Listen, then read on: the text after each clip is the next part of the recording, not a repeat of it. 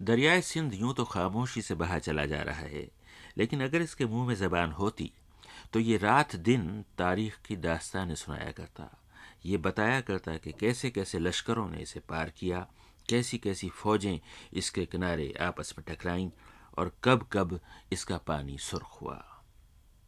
دریائے سندھ کے دو کناروں پر دو مقامات میں خاص طور پر دیکھنا چاہتا تھا، پشاور کی جانب ہنڈ اور راولپنڈی کی طرف ہزرو۔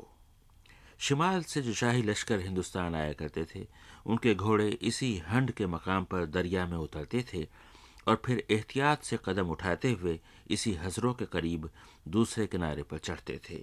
یہی کنارہ چھچ کہلاتا ہے اور میں اسی چھچ کو دیکھنے ہزروں پہنچا تھا۔ کہتے ہیں کہ 24 میل چوڑا اور 12 میل لمبا یہ علاقہ پیالے کی شکل کا اور پان کے پتے جیسا ہے۔ اس کے 3 کنارے اونچے اور چوتھا کنارہ نیچا ہے، بالکل جیسے اپنی طرف دانے پھٹکنے کا چھاج ہوتا ہے۔ پرانی کتابوں میں لکھا ہے کہ اس علاقے کا پرانا نام چھج تھا، جو بعد میں چھچ ہو گیا۔ حضرت عیسیٰ سے 327 سال پہلے سکندر اعظم اسی چھچ کے گاؤں ملہ میں داخل ہوا تھا۔ سن 1000 کے ذرا بعد راجہ آنند پال اور محمود غزنوی کی لڑائی یہیں چھچ میں ہزروں کے مقام پر ہوئی تھی، اور سید احمد شہید نے یہیں سکھوں سے ٹکر لی تھی، اور مولانا ظفر علی خاں کو یہیں ہزروں میں مجرم قرار دیتے ہوئے سزائے قید کا حکم ہوا تھا۔ میں ہزروں پہنچا تو شہر کے گرد خونخوار فوجیں نہیں بلکہ سرسبز فصلیں کھڑی تھیں۔ کھیتوں میں ٹیوب ویل اور ٹریکٹر چل رہے تھے، زمین سے ہرے پودے پھوٹے پڑ رہے تھے اور ہوا تک کی رنگت سبز ہو گئی تھی۔ کسانوں کے بیٹے شہر کے انٹر کالج کی طرف جا رہے تھے اور دکانیں کھل رہی تھیں۔ ہندوؤں اور سکھوں کے زمانے کے مکان دیکھتا ہوا، جن کے چاروں طرف قلعہ نما بڑے بڑے پھاٹک ہیں اور اندر اونچی اور پختہ عمارتیں ہیں، تنگ سڑکوں سے گزرتا ہوا جن پر نئے زمانے کی موٹر گاڑیاں نہیں چل سکتیں، میں ہزروں کے کوٹھلا بازار پہنچا، جہاں میری ملاقات محمد روح اللہ خاں صاحب سے ہوئی۔ یوں تو لوہے کے سامان کی دکان چلاتے ہیں، مگر غزل بھی کہتے ہیں اور ادب سے بھی گہرا تعلق ہے۔ اس چھوٹے سے شہر سے چھوٹا سا ادبی رسالہ نکالتے ہیں اور شعر و سخن کی محفلیں آراستہ کرتے ہیں۔ میں نے محمد روح اللہ خاں صاحب سے پوچھا کہ آپ کے شہر ہزرو اور آپ کے علاقے چھچ کا اب کیا حال ہے، اس میں کیسے لوگ آباد ہیں؟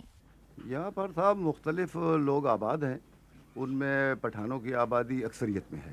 اس کے علاوہ یہاں پر کشمیری بھی ہیں، قریشی بھی ہیں، اور بہت ساری ایسے جو لوگ ہیں کام کرنے والے، وہ بھی یہاں پر بہت سارے ہیں۔ لیکن ہزرو ایک ایسا علاقہ ہے، ایک قدیم ایک شہر ہے جس کے تاریخی لحاظ سے بہت اہمیت دی جاتی ہے۔ یہاں پر کئی جنگیں بھی لڑی گئیں، اور اس لیے یہ ہے کہ اس کو بہت زیادہ اہمیت دی گئی ہے۔ البتہ کاروباری لحاظ سے یا اور اس قسم کی چیز تو یہاں پر نہیں ہے، اور لیکن پاکستان بننے کے بعد سے کچھ بہت سارا فرق پڑ گیا ہے، کاروبار بھی بڑھا ہے۔ تعلیمی لحاظ سے یہ بہت پسماندہ تھا، لیکن جب سے پاکستان نے کوشش کی ہے اور لوگ بھی دلچسپی لے رہے ہیں، پڑھائی میں بہت زیادہ اضافہ ہوا ہے، لوگ اچھی تعلیم لے رہے ہیں، یہاں پر کالج بن گئے ہیں، اور لڑکیوں کے بھی لیے کوشش ہو رہی ہے شاید ان کا بھی کالج ہو جائے۔ تو زراعت پیشہ لوگ بہت ہیں، زراعت بھی یہاں پر بہت ہوتی ہے، اور ہر قسم کی پیداوار ہوتی ہے، جس میں خاص کر گندم پیدا ہوتی ہے، مکئی ہوتی ہے، اور اب سبزیوں کی طرف لوگوں کی توجہ عام ہو رہی ہے کہ یہاں پر چونکہ آپاشی کا نہریں تو نہیں ہیں، لیکن کنوؤں کے لحاظ سے یہاں پر جو آپاشی ہے وہ بہت کامیاب ہے، اور اب نئے فرٹیلائزر اور اس قسم کی چیزیں جو موجود ہیں ان کا فائدہ لے رہے ہیں لوگ۔ تو یہاں پر مطلب اس لحاظ سے ترقی دیکھنے میں آ رہی ہے۔ البتہ کچھ انڈسٹری ہو جاتی تو اور ذرا اضافہ ہو جاتا، اس سے لوگوں کو اور بھی فائدے مل جاتے، اور خاص کر ہمارے پاس چونکہ سوئی گیس نہ ہونے سے کچھ انڈسٹری اگر ذہن میں کوئی آتی بھی ہے، کوئی لوگ کرنا بھی چاہتے ہیں چھوٹی موٹی انڈسٹریاں، وہ رک جاتی ہیں، تو اس کی ضرورت ہے کہ یہاں پر ہو۔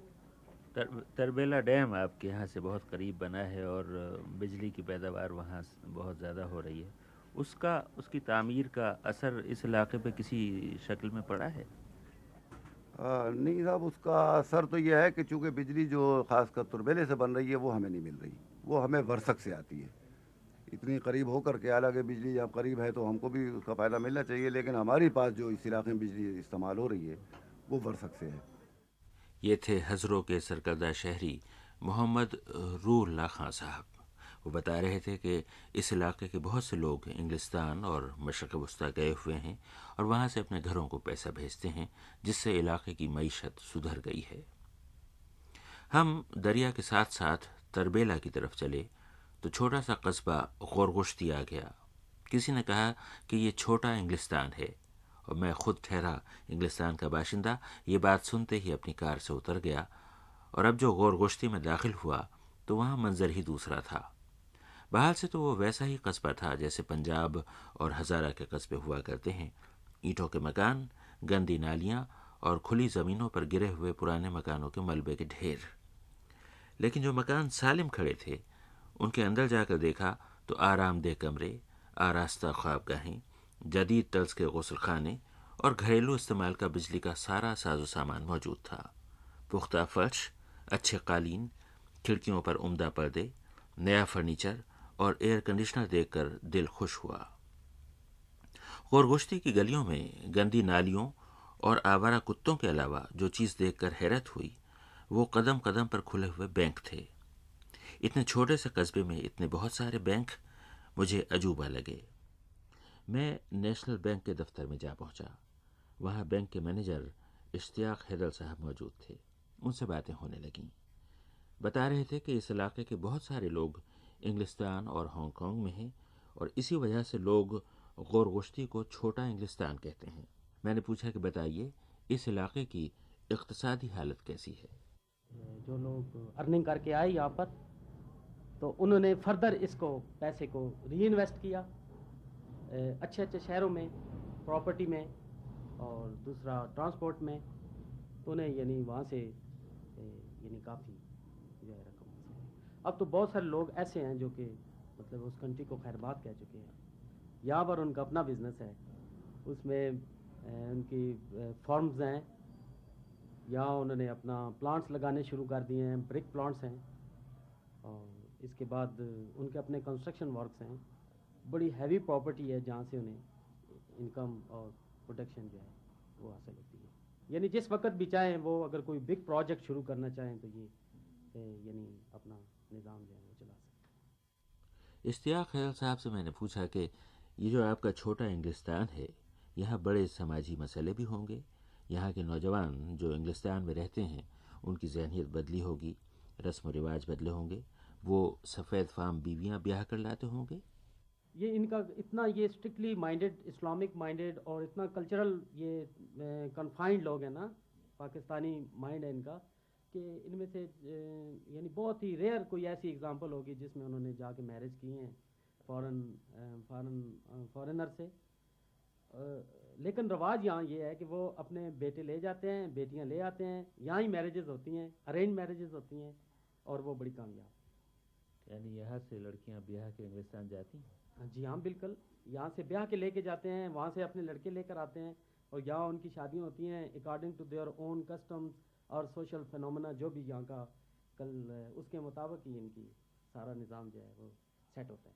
یہاں کوئی ایسی اس نقطۂ نگاہ سے آپ یہاں سے منی جو ہے نا لندن نہیں کہہ سکتے ہیں یا منی یونائٹڈ کنگڈم اس سینس میں نہیں ہے کہ یہاں، بلکہ سینس یہ ہے کہ یہ اتنے انہوں نے انٹرٹوین ہو گیا نا اپنے ریلیشنز ان کی آپس میں، بلڈ ریلیشنز میں، کہ یعنی ہر بچہ جو بھی پیدا ہوتا ہے وہ اپنی نیشنلٹی برٹش لے کر آتا ہے۔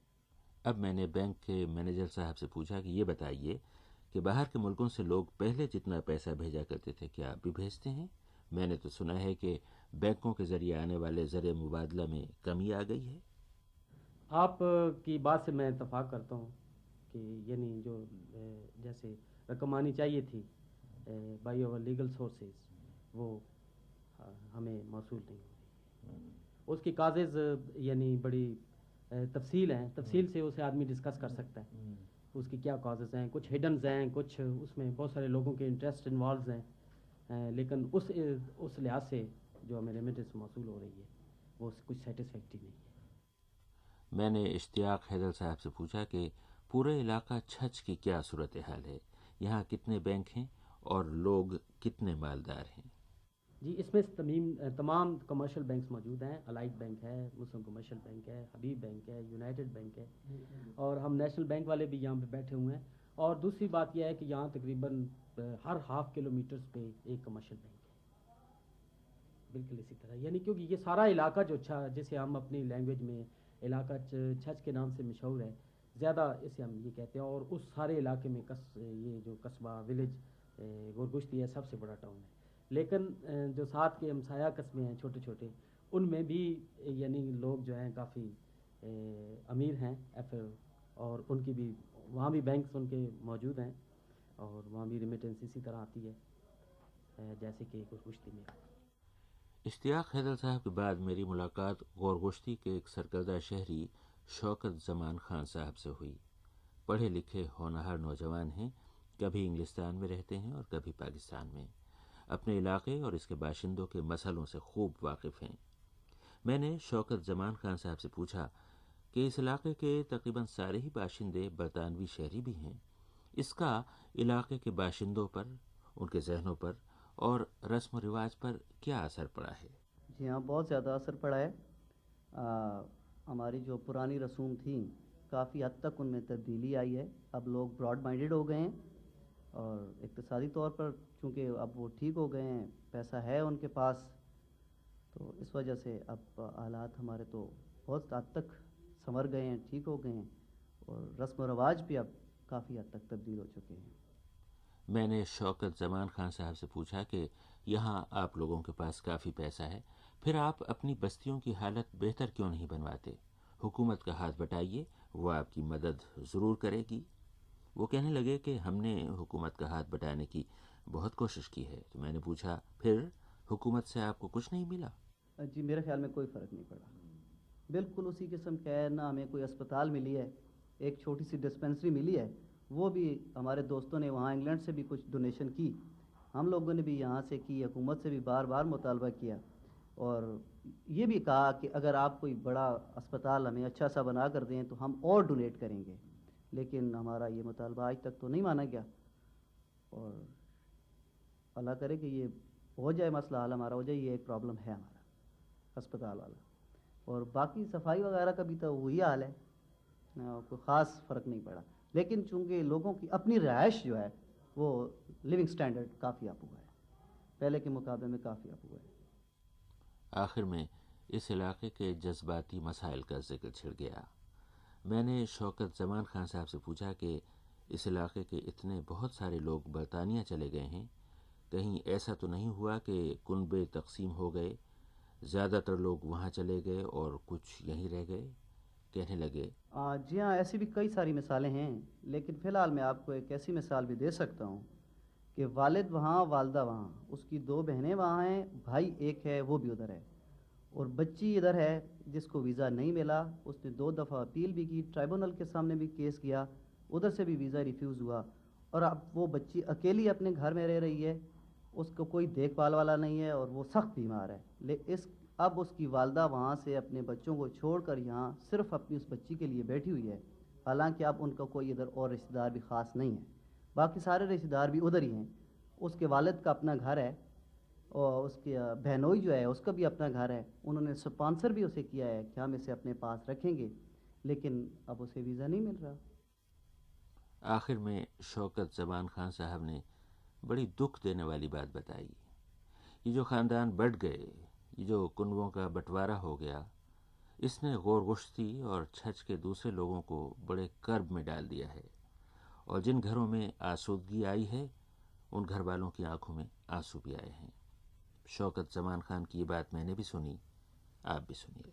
دیکھیں جی, جہاں پر ہمارے معاشرے میں انگلستان کے لوگوں نے, انگلستان کی حکومت نے, ہمارے لوگ وہاں گئے مزدوری کی غرض سے, تو بہت اچھے اثرات مرتب ہوئے اس کے. لوگوں میں خوشحالی آئی, کچھ شعور بھی پیدا ہوا, لیکن کچھ مسائل بھی پیدا ہوئے. وہ مسائل اب یہ ہیں کہ ہماری فیملی پرابلمس کریٹ ہو گئے ہیں, کہ ہم لوگ شادیاں عموماً ارینج میرجز ہوتی ہیں ہماری, تو کوئی لڑکا اگر شادی کرتا ہے تو وہ تو ایزیلی اپنی بیوی کو لے جا سکتا ہے, لیکن زیادہ واقعات اب یہ بھی ہو رہے ہیں کہ کوئی لڑکی کسی کی شادی جب کسی اور مرد سے ہوتی ہے، اپنے رشتے میں بھی ہوتی ہے، تو اس کے لیے ویزا پرابلم ہوتا ہے، جس کے لیے اسے 2 سال 3 سال تک انتظار کرنا پڑتا ہے۔ جو پروف اب وہ ویزا کے لیے مانگ رہے ہیں وہ بھی کافی سارے لوگ وہ مہیا کر دیتے ہیں، اس کے باوجود انہیں اپیلوں پر اپیل کرنا پڑتی ہے اور وہ ان کو انتظار کرنا پڑتا ہے۔